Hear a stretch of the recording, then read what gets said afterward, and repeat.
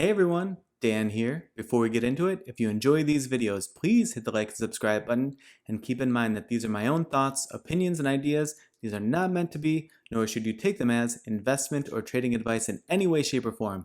Do your own due diligence, put in the work for yourself, and make your decisions based on that. Enjoy.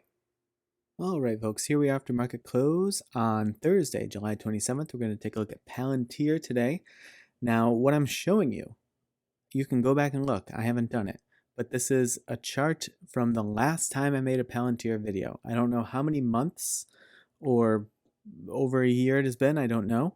But I was interested to open up this chart and find out how well some of these levels have held up. So let's take a look at that and then let's update it. But I think these levels hold valid. If you see here, this big push upward, you see it sort of really booming through this 1130, coming down and confirming it, and then booming through and coming down and confirming this one, and then booming through, and it really struggled with this 1441 level, ultimately overcame this 1505. But then what happened? A pullback, 3 levels. This is the one I'm really proud of. This one coming down here to, it looks like the low of 1356. We had a level of 1346 and it respected that, came up, and now in recent days, this is the daily chart, has built off of this floor of 1505 and has ascended much higher. So we're going to update some higher levels, put in some trend lines, and kind of go from there. One thing that I do see while we're here is obviously this gap. So I'd be just aware of this gap. I mean, this is way down. This is about half the price of its current cost per share. But if we take this trend line from the top of where the gap sort of first presented itself, and we see that it did respect that trend line here, and then also through here, and then also here. And recently it's fallen through there, and now it's building. It's spending about 5 trading days building some sort of a floor here. Now what it's going to do with that, certainly a question. It could sort of, put in this floor, because another thing that stands out to me is this clearly is representing some fresh support level, right? There's several day support, but also back here we see this is where it was bouncing. It was bouncing between 1505 and about this 1603 level, or as I like to say, probably more psychologically, just the $15 level and the $16 level. And so I'd be interested to kind of see what happens there. Now, could it come and make another push? Of course. Could this be an indication that it's going to come through and need to catch a support level, further below and then continue on like we saw here? Could certainly be the case. If I were holding Palantir, would I certainly hope that it doesn't come down to fill this gap? Yes, I would certainly hope that. But we're going to have to see. But that certainly stands out to me. Now, if we go back in time, scroll left, right? That's the old adage. Scroll left and find your levels. Well, for one of these levels, we don't have to scroll too far left. Let's put this one in here. Let's just call it $17. I'll put it in as $16.96, and we see all of the price action that we get there. But then above 17, let's go back to when we were there. See how old this is? We got this channel and a whole bunch of levels here. All right, but the last time that it spent some time around the $19 range, or at least above where we have it charted right now, this was a big floor. This was a big floor here at 18. And then obviously it spent a lot of time just chopping between 18 and, where do I want to put this? Just above 19, right? Chip chop there. And then certainly here, you see there's floors here, but then there's also floors here and here. And when it's spread out over this, relatively lengthy period of time, depending on, if you're swinging or taking positions, that $21 level certainly posing some kind of price action.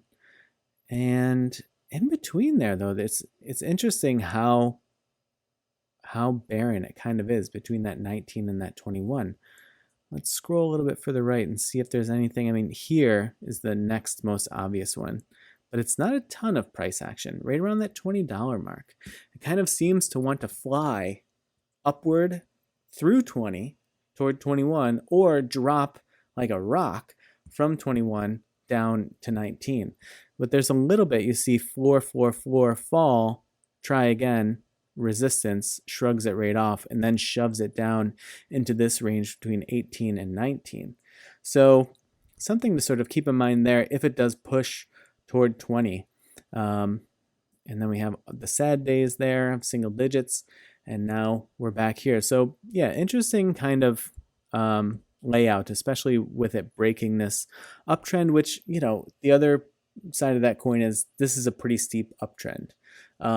So the idea that it would continue on that path, you know, it would take a lot of continuous good news and really great economics and just overall vibrance of the market to be able to keep that afoot. And as we know, with exponential growth not being exponential, the fall can be rather hard.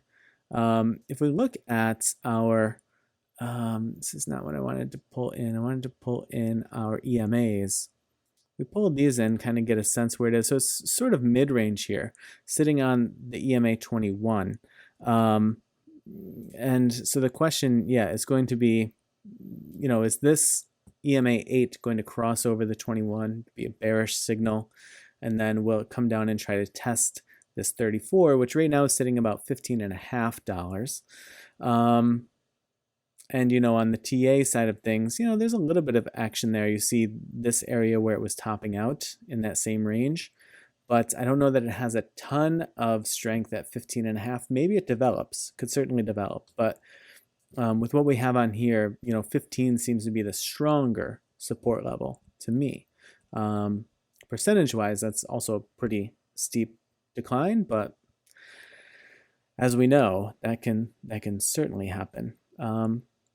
But that's what I'm looking at in terms of levels and potential trend lines for Palantir. Now, if we flip over to Think or Swim, this is also on the daily. Let's take a look at these channels and whatnot. So we see it spending a bunch of time in that big push outside of the channel. We see this big momentum on the TTM squeeze, spending several days overbought. Right, so maybe we don't have to worry too much about the RSI. It obviously has the capacity to spend a lot of time oversold or overbought. But being outside of this channel, certainly that drawback dipped below the mid-range of this channel. So sort of interesting there.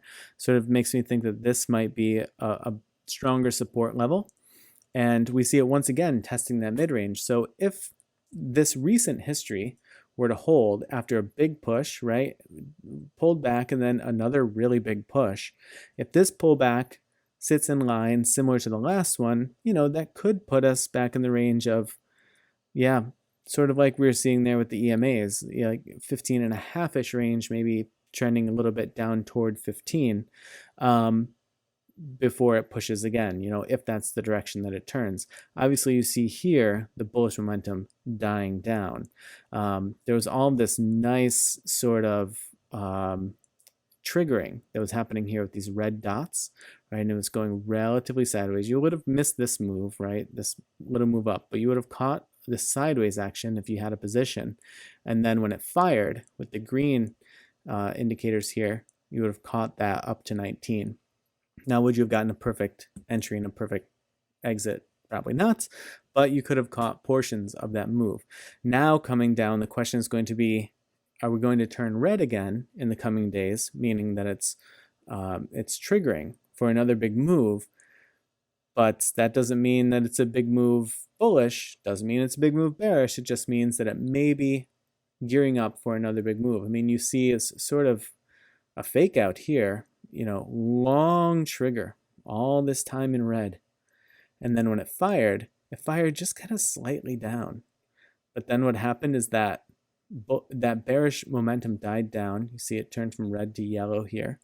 And then when it actually fired, the real big move was actually the sub move. So there was a pretty significant fake out here. That's a lot of days, and it's not really a move.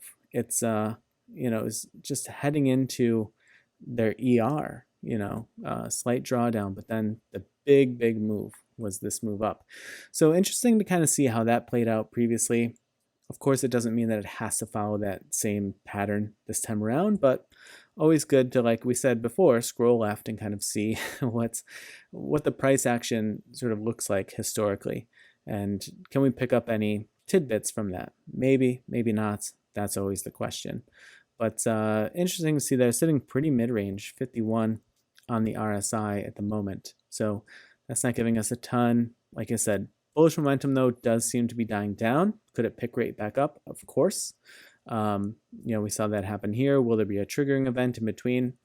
We'll have to wait and see. We need the price action to take place in order to determine that. But these are the levels that I'm looking at the moment. This is the trend line that has recently been broken, and we'll see what that leads to. Could draw down, could lead to another push, could spend a bunch of time sideways. We'll see. But yeah, those are the levels that I think are interesting. All right, folks, I hope you had a good trading day, and I appreciate you watching. I will see you in the next video.